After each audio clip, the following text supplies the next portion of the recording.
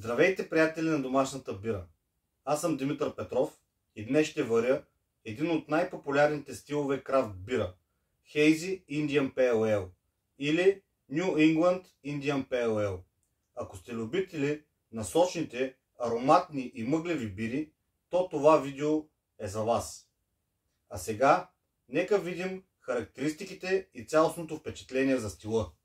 Hazy Indian Pale Ale, известна още като New England Indian Pale Ale, е стил бира, който произхожда от Нова Англия, САЩ. Този стил се отличава със своята мътна външност, интензивни аромати и мек вкус. Нека разгледаме по-подробно какво прави този стил толкова специален.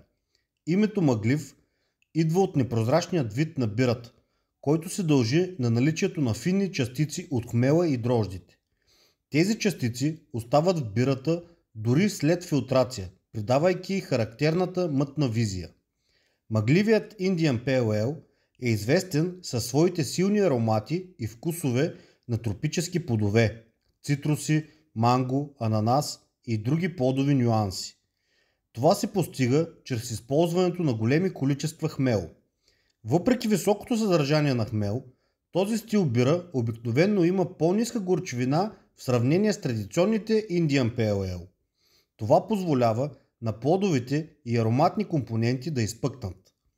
По скалата за отразяване на относителната горчивина на бирата, IBU е от 25 до 60. Цвят на готовата бира по скалата SRM от 3 до 7.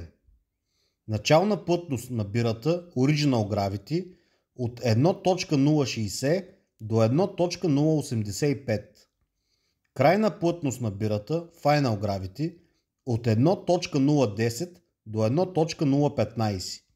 И алкохол в готовата бира от 6 до 9%. За днешната рецепта ще използвам 66% пилзенски малц, 7,6% пшеничен малц, 4,4% малц за коригиране на pH на малцовата каша и 22% овесени ядки. Ключовата съставка, която ще придаде аромат и уникалност на моята бира, е хмела. За рецептата ще използвам 3 вида хмел.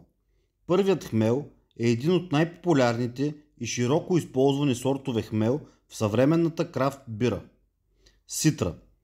От него ще добавя 100 грама при охлаждане на пивната мъст, когато тя достигне 75 градуса и ще задържа на тази температура за 20 минути.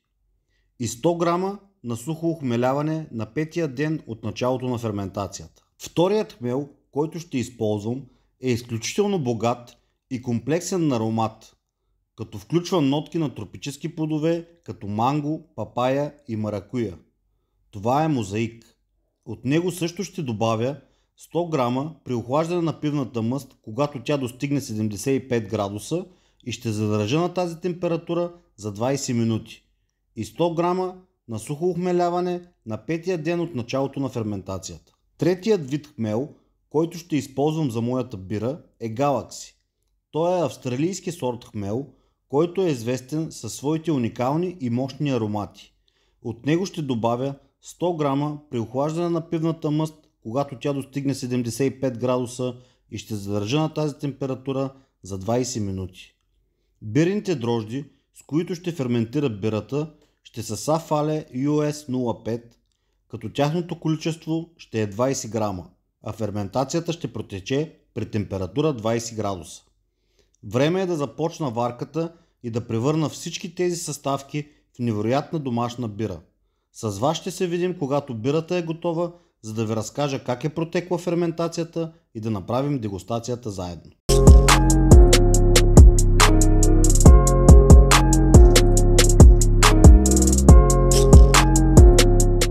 Здравейте отново, приятели! Днес е време за най-приятната част от видеото, а именно дегустация на моята домашно сварена бира New England Indian Pale Ale. Началната плътност, при която започна ферментацията на бирата, беше 1.064. Бирата ферментира при температура 20 градуса по Целзий и приключи ферментацията си с крайна плътност Final Gravity 1.012, при което в готовата бира имаме 6,8% алкохол. А сега нека да отворя бирата, да налея и да видим какво се е получило.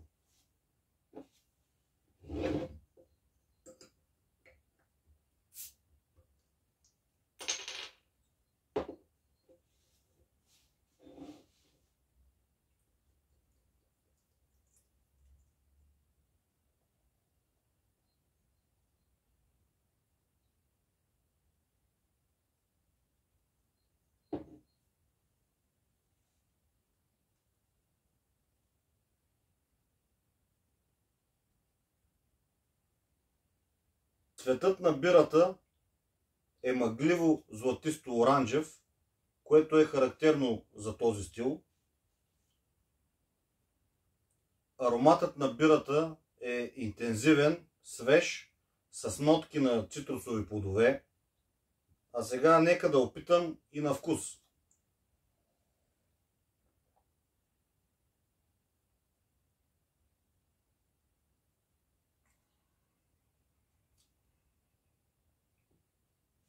Вкусът е богат и комплексен, с ясно изразени цитрусови и тропически нотки.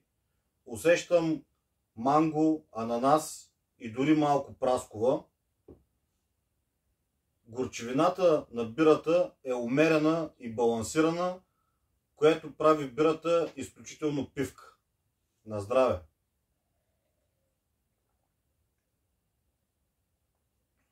Това е една наистина впечатляваща нейпа, която демонстрира колко много може да постигне човек у дома с правилните съставки и техника.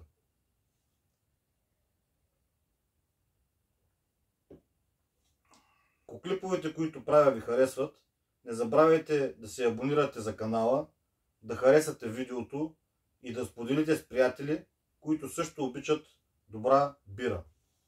На здраве и до следващия път!